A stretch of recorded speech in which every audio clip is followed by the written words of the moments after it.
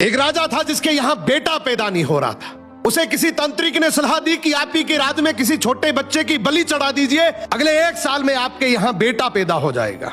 राजा ने ऐसा ही किया।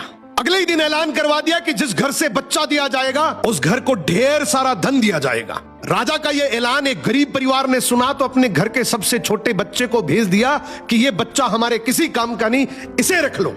अब बलि चढ़ाने की पूरी तैयारी हो गई। राजा ने बच्चे से पूछा, कोई तुम्हारी आखिरी इच्छा? तो बच्चा बोला, मुझे बस थोड़ी सी गिल्ली मिट्टी ला कर दे दो। मिट्टी लाई गई तो उस बच्चे ने उस मिट्टी से छोटे छोटे 4 मकान बनाए और उसके बाद एक एक करके 3 मकानों को लात मारकर गिरा दिया, एक को रहने दिया और उसके सामने हाथ जोड़कर दुआ की और राजा को बोला, अब मेरी बलि चढ़ा दो। यह देखकर राजा को बड़ा अजीब लगा। वो डर सा गया कि शायद बच्चे ने कोई तंत्र विद्या की हो। उसने बच्चे से पूछा, तूने ये क्या किया था? तो बच्चा बोला, पहला मकान गिराया जो मेरे माँ बाप का था, जिन्होंने सिर्फ पैसों के लिए मुझे बेच दिया।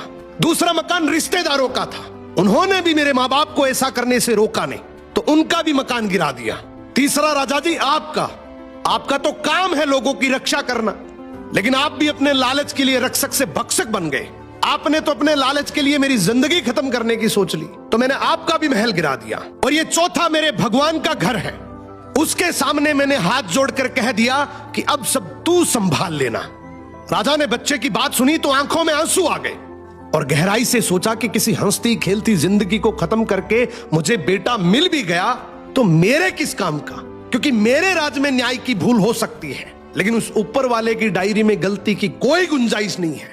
राजा ने रोते हुए बच्चे को गले लगा लिया और बोला, आज से तू ही मेरा बेटा है। इस कहानी का मतलब है कि दुनिया के सामने झुकने से कुछ नहीं होगा, क्योंकि दुनिया अपने मतलब के लिए कुछ भी कर सकती है। झुकना है तो उस भगवान के सामने, जिसके सामने झुकने से तुम्हारा कोई कुछ नहीं बिगाड़ सकता।